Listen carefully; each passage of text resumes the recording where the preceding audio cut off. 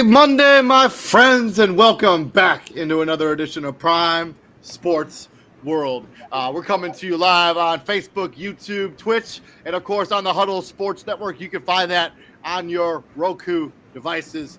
But yeah, please like, share, and subscribe to the podcast if you like what we're doing here at Prime Sports World. This is our Week 14 recap.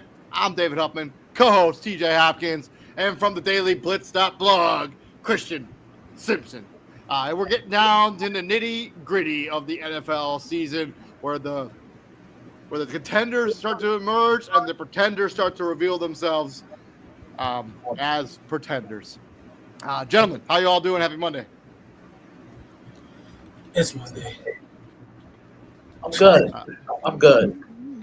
Glad to hear it. We're going to be breaking down all the action for week number 14, where it was good, a good weekend to be the home team, unless you are the Green Bay Packers, who let the Detroit Lions, there was some home cooking too, as Detroit hosted Green Bay, and they win this game 34-31, as Dan Campbell again showed that he has the cojones of just another human being, like just crazy. Going for it on that fourth down, pick up the first down, and then kick the game-winning field goal by Jake freaking Bates. Give Detroit Lions the 34-31 lead. This was a very entertaining football game, back and forth for the entire stretch. Jordan Love, 12 of 20, 206 yards and a touchdown. Josh Jacobs had another hat trick of touchdowns in this game with 3. And then Tucker Kraft, I think that's 4 touchdowns in 5 games for the tight end there for Tucker Kraft. On the other side, Jared Goff, 3 touchdowns and a pick. Dave Montgomery got into the end zone.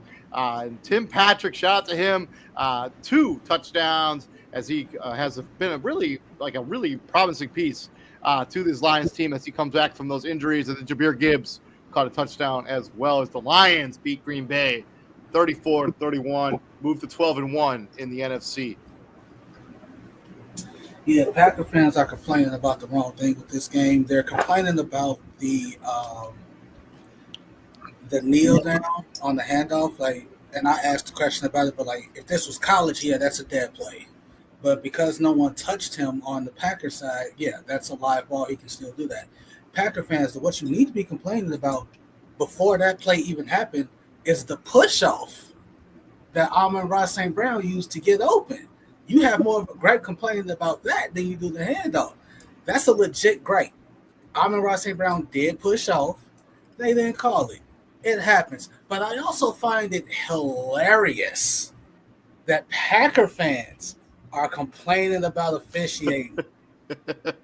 Ain't that funny, David? That's pretty funny. Right? Izzy or all Private Sports World, Israel Rivera was complaining about that PI, or that was it a PI call at the be like. I'm like, what are you watching? Are you not watching the same thing? Like, that was clear as day. It's like Christian for 20 years, bro. Bears fans, Vikings fans, and Lions fans would magically be in the game with the Packers, and it's almost like clockwork. It's a missed holding call. It's an unsportsmanlike conduct call, because they always catch the second guy. They never catch the first guy. They always catch the second guy retaliating. It's a missed holding call, and it always went the Packers' way. Now y'all on the other side of that, and you don't like it. Damn, it's funny how that feels, ain't it? It's tough. It's tough. Christian. Yeah, the Lions just find different ways to win. I mean, they call him Gambling Dan for a reason. That's a gutsy call. It puts them in a field goal position, but you got to give the Packers a lot of credit. They were already in field goal range. It's a big balls play call. It is like you have to have and you also have to be really comfortable with who you are as a coach and where you stand in the locker room. David, you mean to tell me just because you're already in field goal range, that means you can get closer? Yeah, it's great. Everybody crazy, right? You might want to talk to Cincinnati or Chicago about that concept. Yeah. Look, the Lions are 12-1. They stayed the course, and they didn't look ahead to their big game next week.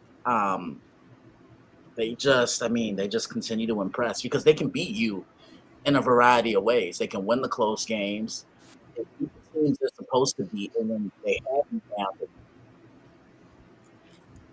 Yeah, 13 guys on IR. I think they also lost Lee McNeil this game too. I So think he it came could. back. I think he came back though. No, he came back and then he went back out because Oh. they clearly saw that, yeah, dude, you are in no shape to continue this game, and it would be coaching malpractice to keep you out here. So you're looking at a team with eventually there might be up to 14 or 15 guys on starting capable guys on IR, and as much as good as a team as you are, eventually that stuff catches up to you, man. Like them injuries catch up to you, and people want the Lions to lose, not because they don't like the Lions as a team, but because like their fans act like they've been good this whole time. It's like, nah, bro, I really need y'all to humble yourselves and have many seats because eventually, like, hey, that team gonna get expensive, and you're gonna lose a lot of people. You're gonna lose like Jared Goff don't play. That roster's already expensive. Amon Ross St. Brown's getting paid. I mean, Jared Goff's getting paid. I mean, their offensive line is pretty. All those guys are paid. I know the Aiden Hutchinson contract hasn't kicked in yet, but it's that's coming. Like Aiden Hutchinson's gonna be the highest paid defensive player ever. Like, yeah, 100%. That's gonna happen, and eventually you're gonna have to start robbing Peter to pay Paul to make some of these contracts work. And again, if you don't win this now, if you don't win it all now, ain't no telling when you're gonna win it. I'm so 100%. serious. 100%. Moving on from there, let's swing into Sunday afternoon football. Let's start in the AFC, specifically the AFC South, as the Jacksonville Jaguars scored 10 points in the final frame to beat the Tennessee Titans, who could only muster up 2 field goals through the entire game. Mac Jones throws 2 picks. Tank Bigsby gets the game-winning touchdown. Brian Thomas Jr. had 86 yards receiving, which has been a really strong rookie season for Brian Thomas Jr. On the other side, Will Levis, 19 of 32, 168 yards. Tony Pollard, 21 carries, just got over the century mark with 102 yards rushing. And Calvin Ridley, who explicitly could not convert that first down on the final drive for the Titans and basically iced this game. This was not a good game to watch. I'm sorry if this is your local network, if you live in Nashville, if you live in Jacksonville, if you live almost anywhere in Florida, and this is the game that you had to watch in the early afternoon window while other teams are watching the Jets and the Dolphins go toe-to-toe, or the Panthers and the Eagles. Like literally any other game but this one was more entertaining. I'm not sure what else we really got to say. Yeah, it's again, bad teams are bad because bad teams are bad. Mac Jones throwing bad interceptions. Will Levis doing Will Levis things. Bro, you still found a way to lose this game. I don't get it. Like, if the Jacks, if the Titans don't go quarterback in this draft, I don't know what. You just tell me. That tells me everything about your organization. If you don't go QB, like, I understand that. What's their record? The Titans. What are they? 3-9, 3-10, 3-10. 3-10. Okay, so I don't think you're going to be bad enough to get Shador. You might be able to get a Cam Ward or a Christian Ole Miss. His name's escaped. I don't know why. Jackson Dart. Yeah, you might be able to get him. Dylan Gabriel. I mean, they're gonna have a top 5 pick. I mean, they have assets that they want to try to trade up and move into. Like, if Jacksonville ends up with the first overall pick, they're not going quarterback, so they're gonna be looking to shop that pick. Panthers probably not going quarterback at this point now either. No. So, but yeah, I mean, we got all season quite. In terms of this actual game, I mean, this is sloppy football at its absolute finest. Christian. I mean, you pretty much said it, David. I really don't know. Next game. Moving on, let's stay in the AFC, but this is a battle in the AFC East as we got the Jets at 3-10 going into South Beach and falling to the Miami Dolphins in overtime, 26-32. Thank you to a Jonnu Smith walk-off touchdown in overtime. Braylon Allen got the start for the New York Jets. I think he becomes the youngest starting running back in the history of the league. But Aaron Rodgers, 27 of 39, a touchdown. Isaiah Davis, as a rookie, got his first touchdown of his NFL career. Devontae Adams had a touchdown. On the other side, Tua Tagovailoa threw 2 touchdowns. Devon Achane got into the end zone. Tyreek Hill and Jonas Smith scored the game-winning touchdown as they win this game 32-26. But this game, the Jets kind of let this slip away. I mean, they had a lead. The Miami Dolphins put up 11 points in the final frame. The Jets do force overtime, but Miami, just too much Miami for this game. Yeah, and this is the Jets' fifth blown lead this year. They've been in games. They just had a problem consistently closing out. I'll also say this. Yesterday was the best I've seen Aaron Rodgers look in a Jets uniform. I mean, he was able to move. It's the first time he's thrown for over 300 yards.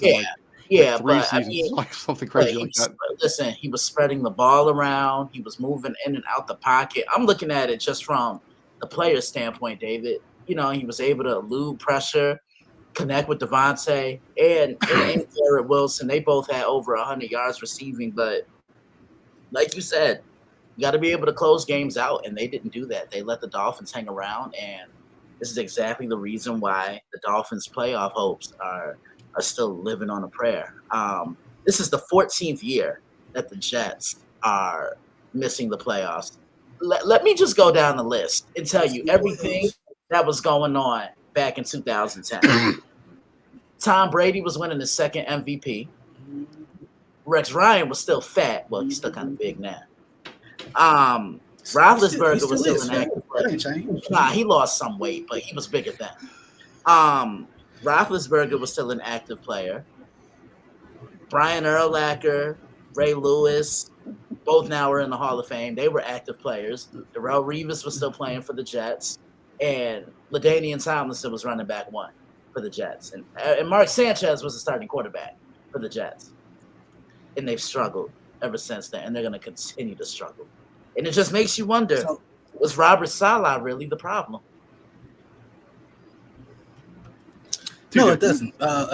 Again, like incompetent franchises tell you why they're incompetent, even without saying, hey, we're incompetent. They tell you why. It's, again, all that needs to be said about the Jets this season, your record was better when Zach Wilson was your quarterback. Yeah.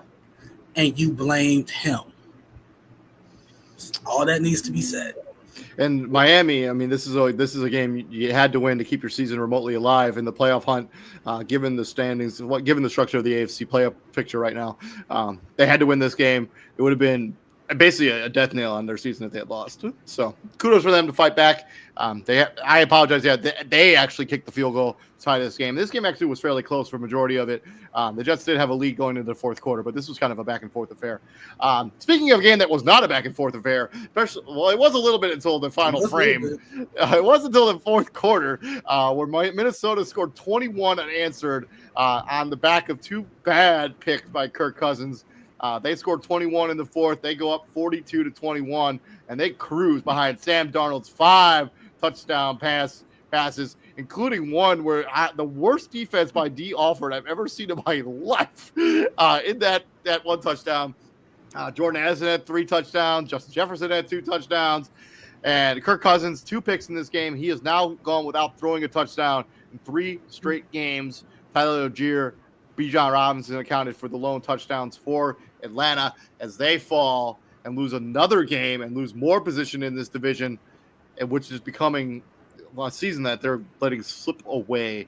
At one point, they were 6-3. They look like the front runner in the NFC South. That is no longer the case, as they are now looking up at the Tampa Bay Buccaneers, who we'll get to in a few minutes. But Minnesota, I mean, you had a lot of questions about Minnesota, especially Christian, going into this game with how they played the last few weeks. This was a kind of a statement game right here.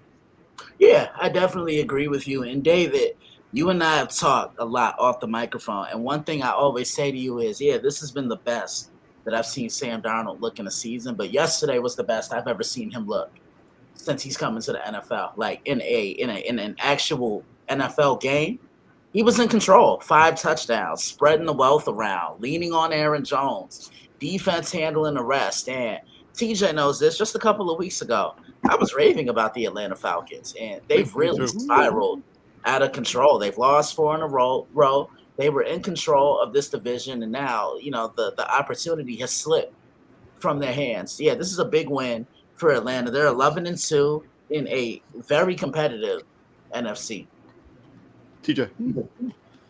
I mean, I picked them to win, so like I picked Minnesota. I mean, You want the Medal of Freedom? I mean, hey, a little recognition would be nice, you know. Oh, I mean, y'all left me on the island by myself. It's cool. It is what it is. But yeah, this is like Minnesota winning too. Whatever. Yeah, he did. I was the only one rolling with the Atlanta Falcons, as is tradition. To David's point, See how rude he is, David. To David's point, this was a close game up until like literally like the last 5. Yeah, it just snowballed on the Atlanta Falcons. The last 5 minutes. And it was like the literal definition of, hey man, when it rains, it effing pours. Like it was man, like you could, like what could go wrong did go wrong in those last 5 minutes. Like it was awful. And after the Atlanta Falcons scored the touchdown to make it 21-21, they followed that up with a fumble, an interception, and a turnover on downs. And during that same time span, they gave up 21 straight points. 21 straight points, man. Like that's tough. And I know Falcons fans are even more so now. They're calling for Michael Penix to get out there. And again, don't do it. It's week 14. You got 3 weeks. You got 3 more weeks. Just let them just sit there for 3 more weeks. It ain't no point. Ain't no point in bringing them out there right now. Moving on from there, but staying sort of in the NFC South as the New Orleans Saints beat the New York Giants as Graham Gano's potentially game-winning field goal goes off the upright. And then unlike a game we're going to talk about later, did not find its way in through the freaking uprights. I swear, man, Kansas City, they just find ridiculous ways to win games every week this year. But New York does not have the same fortune. Their game-winning field goal banks off the upright, does not go in. Derek Carr got banged up in this game, is probably not going to play again. I don't know. I think that's very much in the air. 20 of 31 touchdown and a pick. Kendrick Miller scored a touchdown in this game. And Juwan Johnson scored this lone receiving touchdown for the New Orleans Saints. And on the other side, Drew Lock, tough day at the office for him. The completion percentage is not at all what you want it to be. 21 of 49, 1 interception. He also led this team in rushing. And Malik Neighbors, 5 for 79, as he was in and out of the lineup a little bit in this game because he's dealing with a bunch of injuries. Christian, this is your squad. Let's talk about it. Go to CJ. But hold on. I do want to say this. You guys want to know something funny about this game? Guess what the average ticket price was if you wanted to go to this game yesterday? $8? $2. $2, man. I would have gone for $2. Let's go. Yeah, you would have mind. I would have bought a ticket and never left the parking lot. I'd be blacked out, wasted in the parking lot, and be carrying me the ass home. And then I just would have pretended like I didn't fucking know you. Oh man, that's tough. Yeah, I know. Yeah, that's ugly. That's ugly. This was ugly. It really was. This is another game where it was like, I'm sorry if you live in, New Jersey, New Orleans, the Bayou area, and this is the game you had to watch on Fox or whatever channel it happened to be on. That's tough. Tough break. This was ugly. This was just, again, bad team showing why you're bad. If you're the Saints case, average team showing why you're average. Derek Carr is injury prone. Why do you keep doing shit that makes you hurt? Like, bro, what are you have no? What was he even trying to do on that play? Like, he needed the clock. You needed the clock to continue running. So you just and you just dive. You just Superman dive to no end. Not only do you stop the clock, you don't even get the first down. You don't even get the first. And then you bring out Jake Haener, and you just get stopped on the third down play. It's like, dude, what are you doing? Like, what was the point of that? Like, seriously. And the kick gets blocked by the Saints, which is like, woohoo. I think it went off the upright. No, it got blocked. Oh. Brian Bresee literally jumped over somebody, and I thought it hit the upright still. It did not. No, I don't know what you saw, but that video clearly hit Brian Bresee in the arm. What game am I thinking of where they hit the upright? I have no idea, but it wasn't that one. Oh, okay. Brian Brzee literally jumped over somebody, not using leverage, by the way, and on his way down, the ball hit his arm, and that ball had no shot of even getting to the goal line, let alone the upright. Man, my memory from okay, whatever. It don't really matter. It's 14-11. Yeah, Brian Dayball is just like throwing his hands up in the air because he's like, I don't know what to do at this point. Just hey man, just start putting your name in for OC jobs elsewhere because you're gonna lose your job and it's not even your fault. Like it really isn't. No one told Daniel Jones to be a bum. No one told Drew Lock to go out there and not Drew Lock. Drew Lock to Drew Lock. It sucks for Brian Daboll. Just start over.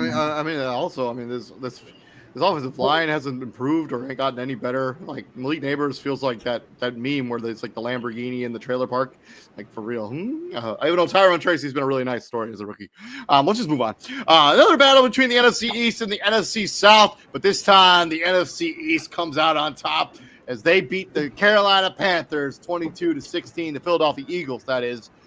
Bryce Young, 1 touchdown, 1 pick. Chuba Hubbard continues a very strong season with another touchdown in this game. And Tommy Tremble scored the lone receiving touchdown for the Carolina Panthers. They come up just short on their final drive, unable to convert on 4th down. Jalen Hurts, 2 touchdowns in this game. Saquon Barkley became the leading rusher in Philadelphia Eagle history, surpassing Shady McCoy with 124 in this game. Jalen Hurts had a rushing touchdown. Devontae Smith had a receiving touchdown. And Grant Calcaterra filling in for Dallas Goedert, who's on IR. And Grant Calcaterra from Fort Wayne. So shout out to the Summit City as we got some little bit of representation there. But Philadelphia Eagles continue to roll 11-2. Christian, they got lucky, right? Who, Philly? Yeah.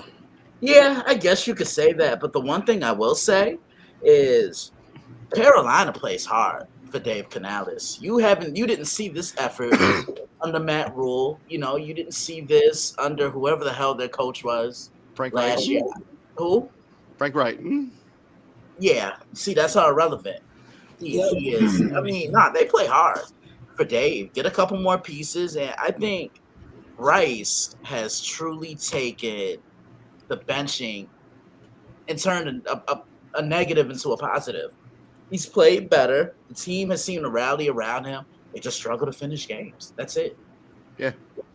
To the guy that bet $3.1 million on the Eagles to win this game, did you even win your money back?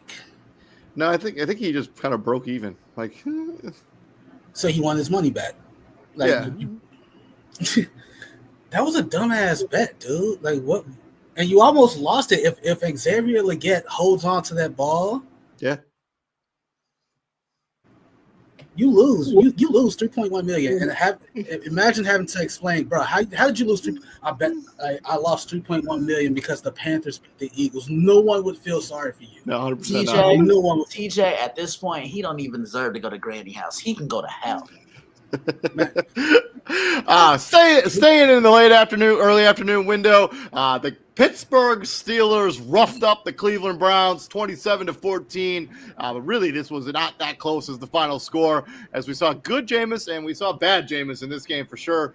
2 touchdowns and 2 picks. Nick Chubb explicitly only got 11 carries in this game for 48 yards, averaging 4.4 yards per clip. I know they were down, but really it was only 13-7 at halftime. You really could have fed Nick Chubb more carries. Jerry Jeudy, David Njoku both have touchdowns, and David Njoku has been slightly like a really good tight end in the NFL for a while, but this season for sure. And Russell Wilson kind of did enough just to win. I mean, he didn't have the spectacular stat line that we saw out of him last week, but 15-26, 158 yards and 2 touchdowns. Najee Harris had a touchdown. Pat Freiermuth had a touchdown, and Van Jefferson had a touchdown as this team cruised even without George Pickens as their leading wide receiver. Pittsburgh continues to roll 10-3. Yeah, they're playing well right now. And David, you say Russell Wilson's name the correct way. Yeah, we gonna have to work on that. It's okay. David's not singing. I'm throwing that out there. I will sing. I'm just not singing. I get down with karaoke. Let me tell you. I mean, did you guys hear what Tony Romo said about the Steelers? No. He No. said that he doesn't think this team has any weaknesses from what he's seen. He called the game yesterday with Jim, and he said, yeah, like they can beat you in a variety of ways.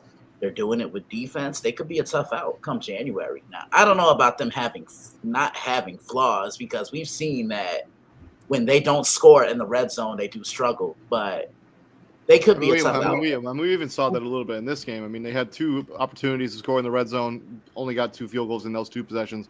But he had 5 trips to the red zone. You got 3 touchdowns out of it. That's a pretty solid day at the office. All I'll say about the Steelers is these next 3 games are going to tell us a little bit more about them. It's Philly next Sunday. The Saturday, I think the 21st, it's Baltimore in Baltimore, and then on Christmas Day, they play Kansas City. Today, with that loss, the Browns are officially eliminated from the playoffs.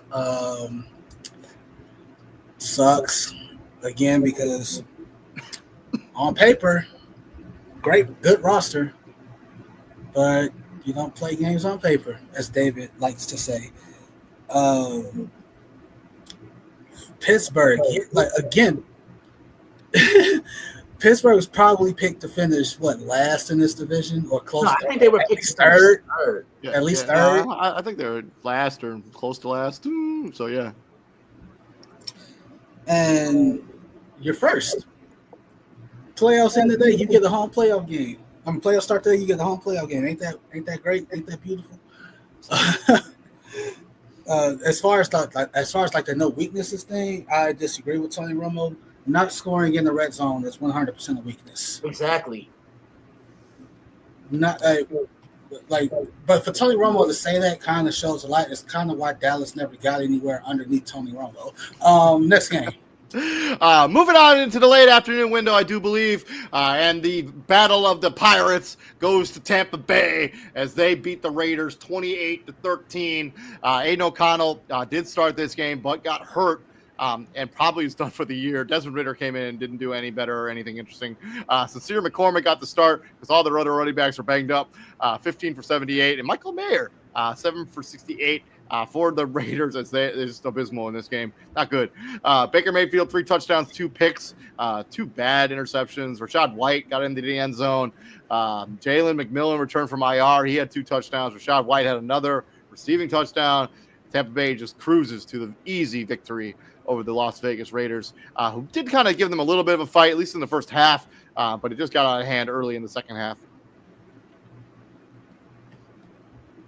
As they now have a commanding lead in the NFC South now, or just a lead.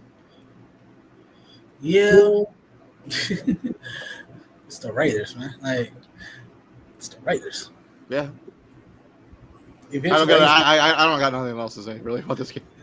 I got something to say. Go ahead. He turned his camera on. I'm done. Moving on. Seattle Seahawks, they hung up 30 points in the big toaster against the Arizona Cardinals as the Cardinals fall 30-18. Geno Smith, 1 touchdown. Zach Charbonnet got the start as Kenneth Walker III was a late scratch. Went over the century mark, had 2 touchdowns, and Jackson Smith-Njigba caught the lone receiving touchdown for the Seattle Seahawks. On the other side, Kyler Murray, 2 touchdowns, 2 picks. James Conner had 80 yards rushing. Michael Wilson caught the game's first touchdown, and then Seattle hung up 17 in a row and really never looked back in this matchup. The other touchdown was scored by James Conner in absolute garbage time. I guess it was at the very beginning of the second half, but it was also the game was over at that point. Yeah, Seattle's playing tough right now. If the playoffs were to start today, they'd be the 3 seed in the NFC. And I'm thinking of Cardinals Rayland, who when he had that kick attempt that went off the upright and did not go in. That's what I was thinking of. All right, continue. Sorry. No, they're playing tough. I mean, offensively, they're moving the ball down the field, but they're better when they're running the ball. Defensively, they're playing well, and collectively, as a unit, they're doing it in special teams. I mean, I like what Mike McDonald is doing out there in Seattle. Just seems like his players have bought into him. And Arizona, look, they were a nice story, but I think that that run has come to a little bit of an end because they've now lost 3 in a row, if I'm not mistaken. Yep. Yeah. TJ. Yeah, Arizona again, average. 1 week you look like you can hang with anybody. The next week you show us why you absolutely can't. Because what the hell? What was this? Like Kyler Murray, and Christian knows what I'm talking about. 1 week, this guy says Kyler Murray is a dark horse in the MVP conversation. The next week, it's hey man, we gotta it's an up and down thing. We gotta take our strides. It's like, bro, are you a coach? What are you talking about? Christian know who I'm talking about. No comment. Mm-hmm. Amen. No comment. Next game. Moving on to the highest scoring game in so far this NFL season, as the Buffalo Bills fall 42-44 against the Los Angeles Rams, and Josh Allen had combined for 6 total touchdowns and basically 450 yards of total offense in this game. That math isn't at all good, but I'm just going to roll with it. Khalil Shakir had a touchdown. Mac Hollins had a touchdown. Ty Johnson had a touchdown. On the other side, Matthew Stafford had 2 touchdowns, both of them to Puka Nacua. Puka Nacua also had a rushing touchdown. I guess he had 1 rushing, 1 receiving. Cooper Kupp had a touchdown. Kyron Williams had 2 touchdowns. Let's talk about end-of-game mechanics here. Buffalo had an opportunity to go up, had an opportunity to basically make this interesting. They had a game where they got a call on a pass interference call, and then the very next play, they decide to go for that push with Josh Allen. They don't get it. They end up having to burn a timeout because of it. It essentially costs them the game. What do you think about that play call? And would you have done something differently? I would have done something differently. Again, if you're not built to do the tush push, don't do it. I mean, also the Bills do it a lot.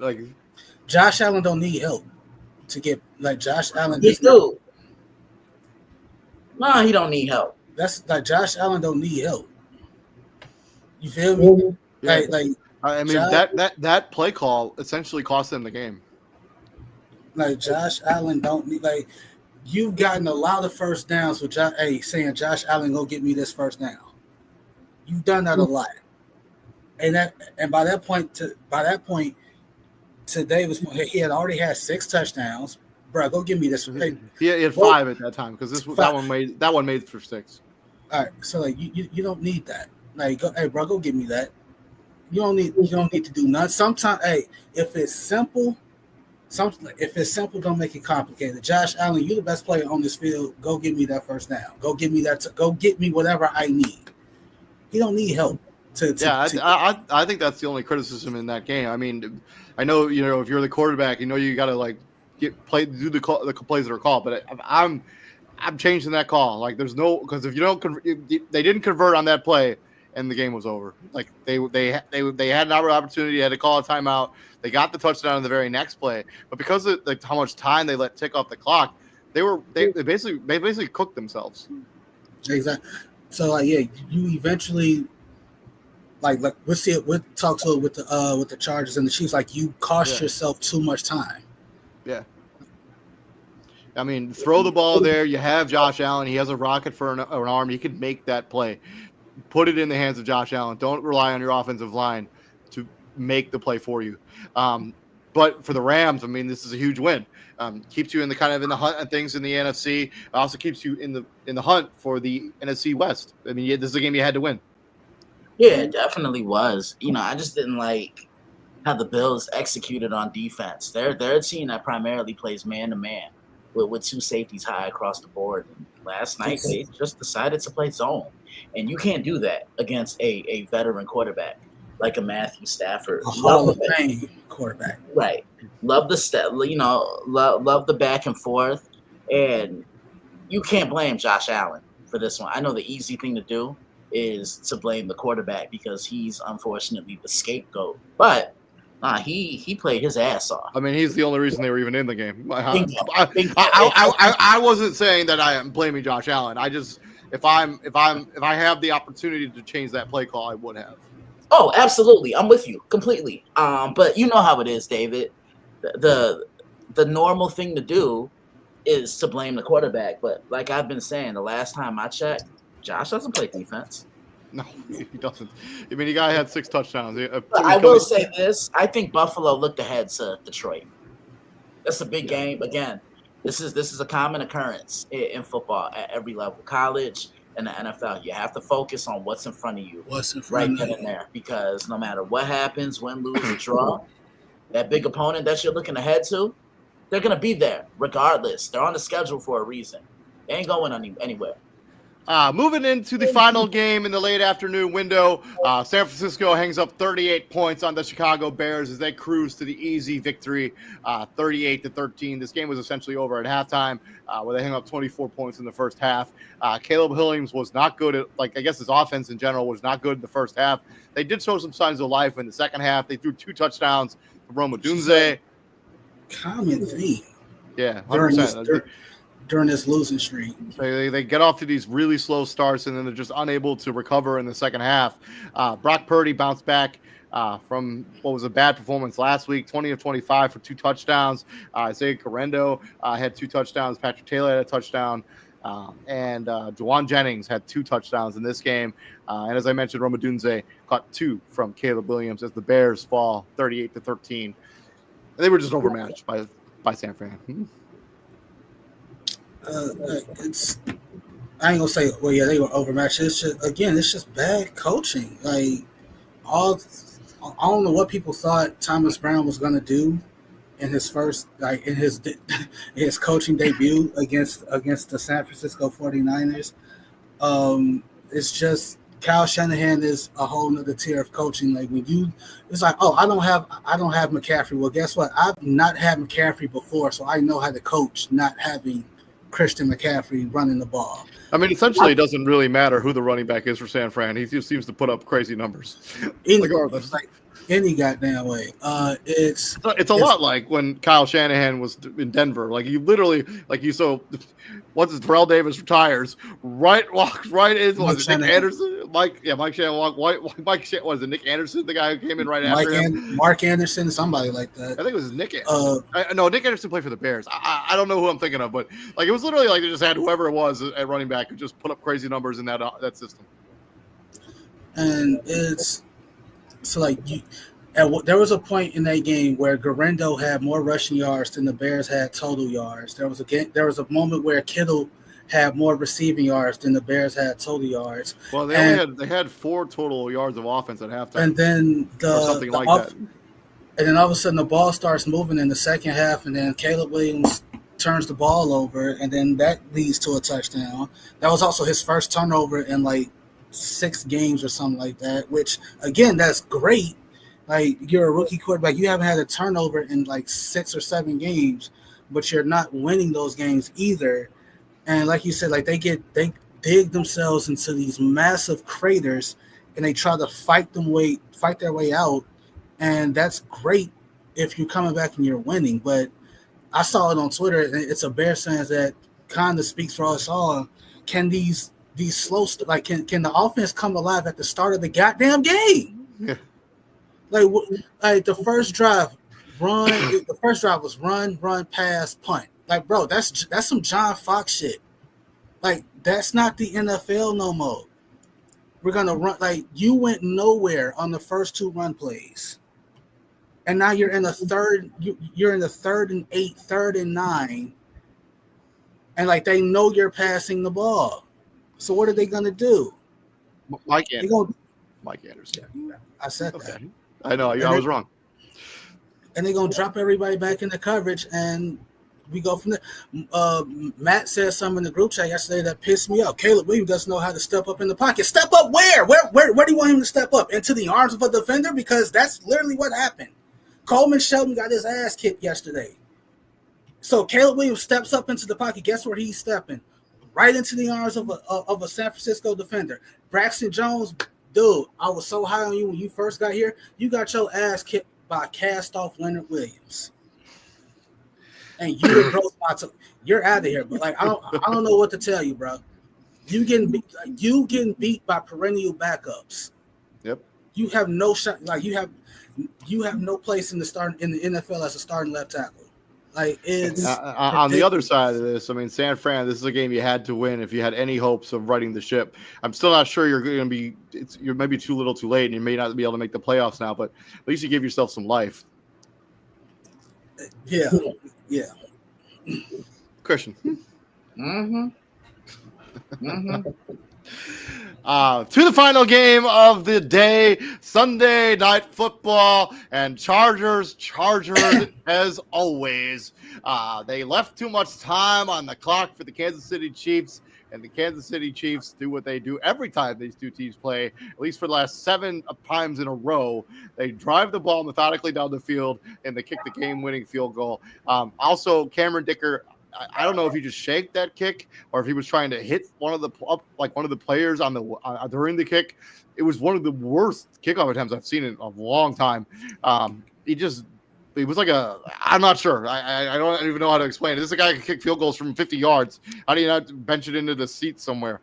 So you give Kansas City good field position on the final drive after you go and get your field goal to take the lead, and Kansas City does what they do. They drive it down the field, and they have a backup kicker kick the field goal. It goes off the upright, and instead of going out of the field of play, it goes right through the crossbars, and Kansas City wins 19-17. Justin Herbert, 21 of 30, a touchdown. Gus Edwards had 36 yards rushing and a touchdown. Quentin Johnson redeemed himself a little bit after that abysmal performance last week and the week before with 5 catches, 48 yards, and a touchdown. Patrick Mahomes had a touchdown. He threw it to DeAndre Hopkins. Isaiah Pacheco at 55 yards for rushing. I think this is his first game back off of IR. Kansas City just does what Kansas City does. They have the Chargers number. Real quick, Christian, before you go, I'm on Twitter right now, and I'm looking at this video. Eagles fans are calling for Jalen Hurts to be replaced after his lackluster performance against the Panthers. Some of the quotes, it's just 2 of them. Quote, Hurts is not the answer. The other quote says, I think we should get a new QB. Eagles fans, I hope y'all lose. I hope y'all don't win shit. I swear to God, y'all deserve nothing but misery. I'm so serious. And this is why I refer to that city as filthy. I am so y'all don't deserve a moment of peace or nothing of happiness. And to further my point, just look what's happening with the 76ers. That's all I got to say. Speaking of luck, Chiefs, bro, y'all can't keep getting this lucky, bro. It's pissing me off. What is Cameron Dicker doing on that kickoff? Like, what is happening? It's kind of like ridiculous. And also, like you know what irked me about that?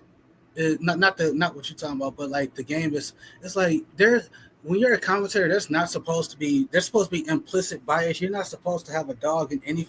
Bro, it's like Mike Tirico and Collinsworth just get up a little bit more when it's the Chiefs.